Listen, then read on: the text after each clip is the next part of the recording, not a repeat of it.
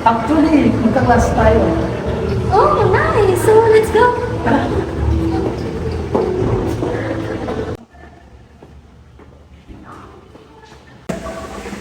So, good morning everyone. I'm Sir James. Since President School nyo, kailangan nyo kilala yung mga tuloy sa inyo. So, let's start. So, start tayo sir. Hello everyone. I am Mia Garcia. You can call me Mia. You? I'm Lexi. My name is Steven De Castro. My name is Jude Velasquez. My name is Nahaglan. Okay, thank you. Since napakalala nyo yung mga sarili ninyo, last disease. Thank you. Thank you, Thank you, sir. sir. Lexi, you wanna go home with me? Huwag na lang, marami pa akong gagawin sa bahay. Please, Lexi. Ganay lang naman to eh. I want to know you pa. Please. Di ba may mga kaibigan ka pa? Sila na nangyayari mo. But still, I want to know you though. Okay, basta ngayon lang to ha.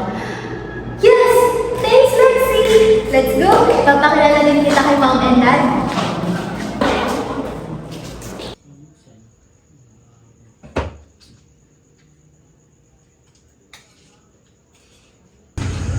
Hello, Lexi. Pasok na po.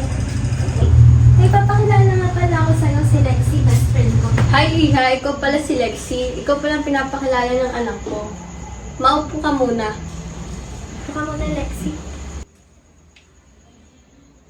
Maiwan ko muna kayo. Paghahanda ko kayo ng merienda nyo. Naku po, tita. Huwag na po. Sasaglit lang po ako dito eh. Oo nga po, Mami. Saglit lang po siya dito. Sige.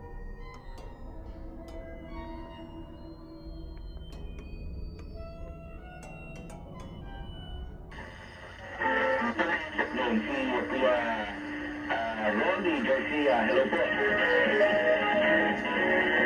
At may pa-shout out kay Nanay Linda, kay Tita Ruth, si Zara, nakabalik na po sa Caloocan, may pasok na po sila sa school, sa Morning Breeze Elementary School, MBES, kay Mami po.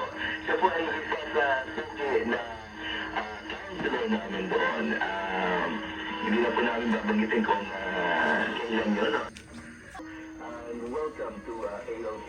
Yun ako, tutok lamang po dito. Hanggang 11:30 pa po kami dito. Buko to ah. Hello. Oh, Lo, bakit nandito ka pa rin? Gabing-gabi na ah. Nasa si Kuya? Hindi ko alam. Hindi pa nga ako kumakain eh. Tara, kapakainin kita.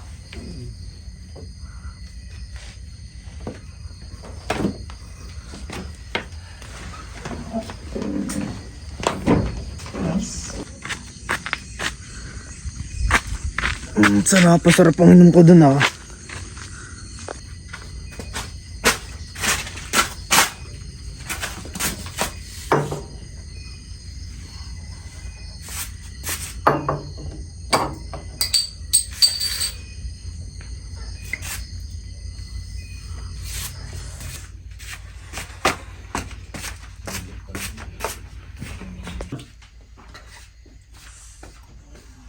Oh, kuya, gabing-gabi ka na. Lasing ka na naman? Wala akong pakialam sa'yo. Gusto mo ang Pasko to sa'yo, ha? Ayaw mo na po. Ay, nako si kuya. Hindi na nga nagtatrabaho. Hindi pa nakapagtapos ng pag-aaral. Puro inom pa. Lo, pahinga ka na. Tulog ka na, ha? Pahinga ka na to, ha? Kami na yung ano.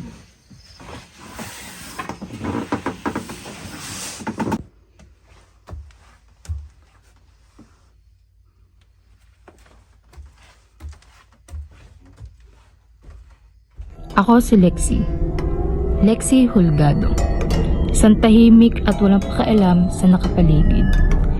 Isang simpleng taong namumuhay ng tahimik, ngunit isang araw nakilala ko ang aking kaibigan na si Mia. Mia Janela Garcia. Ang nag-iisang taong nagpabago sa pamumuhay ko. Sabay kaming pumasok, sabay kaming kumain, sabay kaming lumabas at sabay din kaming mag-aral. Ngunit isang araw, napansin ko ang pagbabago. Napansin ko na bumalik na naman ako sa dati na palaging nag-iisa. Dahil sa minsan ko na lang siya nakakasama.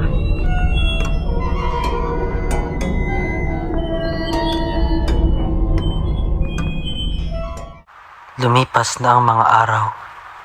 Patuloy ng patuloy ang pagsasama at pagkikita ni Drew at ni Mia.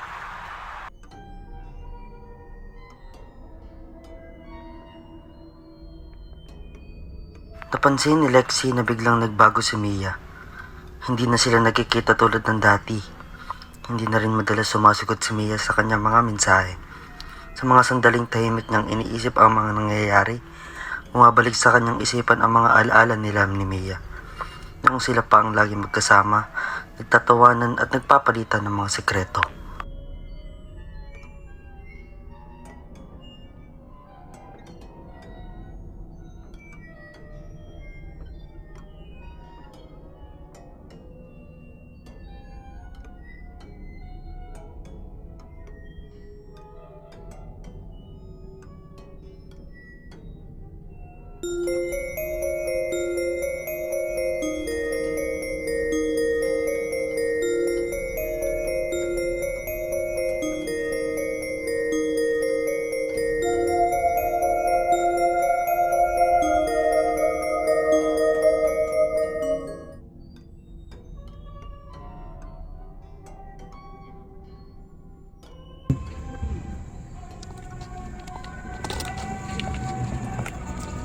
Nakakapagod din magdakad-dakad na.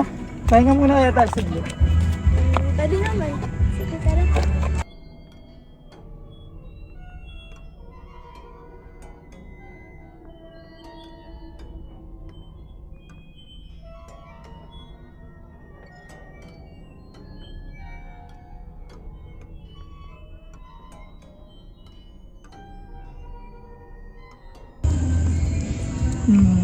Kamusta ka? Kamusta yung mga nakarang araw natin? Naging masaya ka ba? Oo naman. Sa'yo mga kasama eh. Meron din ako. Matanong ko lang. Kamusta ka?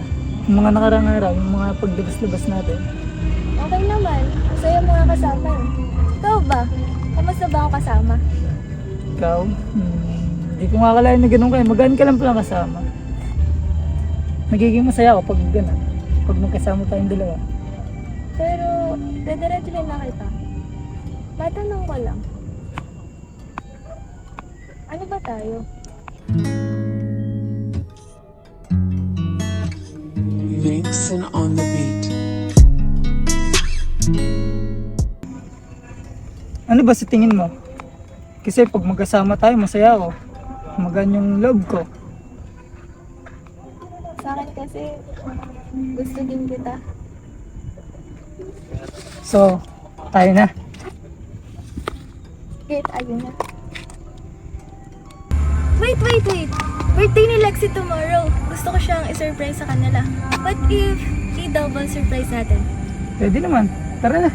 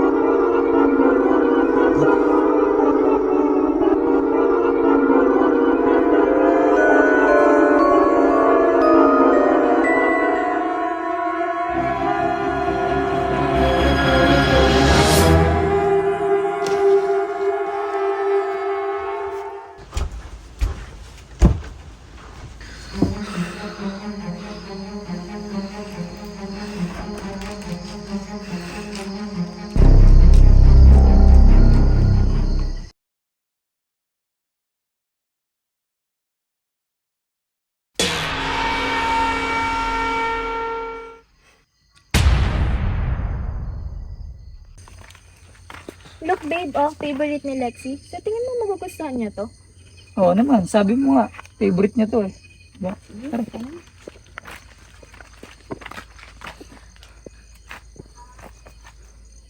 Tingnan mo yan.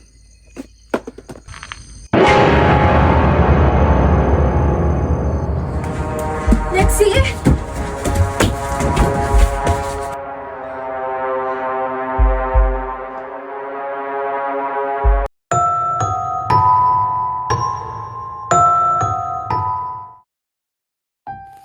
Hindi ko pa rin maintindihan at hindi ko matatanggap, Lexi. Bakit mo ako iniwan? Bakit mo nagawa yun? Miss na kita, Lexi.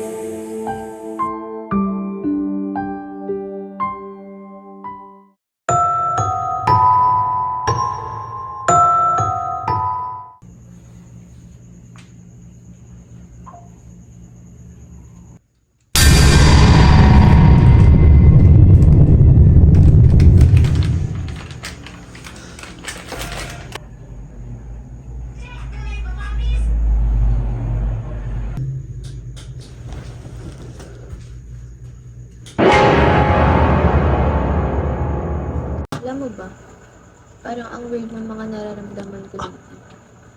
Parang may nagpaparamdam sa akin. Guni-guni mo lang yun. Kung ano-ano kasi iniisip nito yung nakarang araw eh. Kasi nang pakaisipin ng pagkawala ni Lexi. Nakikita mo ba yun? Ano? Wala naman ah. Tara na nga sa loob. Kung ano na lang nakikita mo dyan. May dumaan. Wala, tara na. Tulog ka na.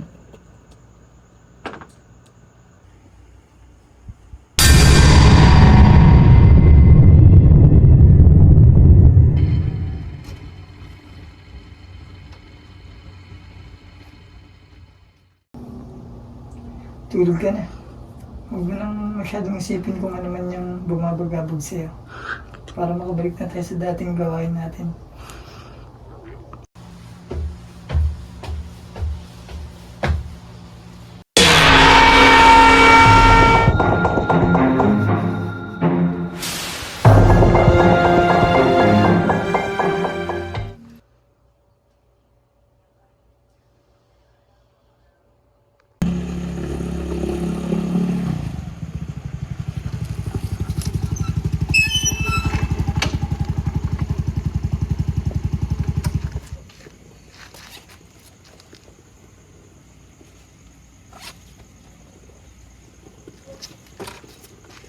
Parang naiwan ko talaga sa kwarto ninyo yung cellphone ko.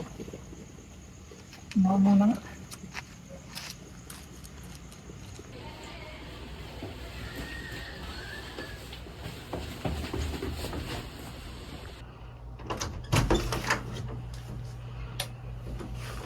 Mia?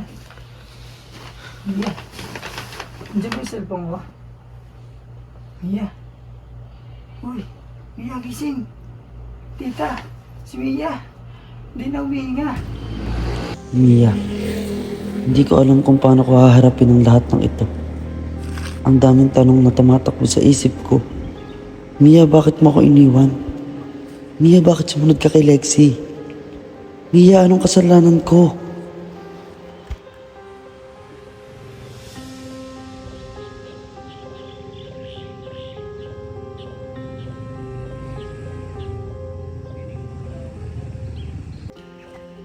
Hindi na, Mia. Nanginawa. Balikan na lang kita.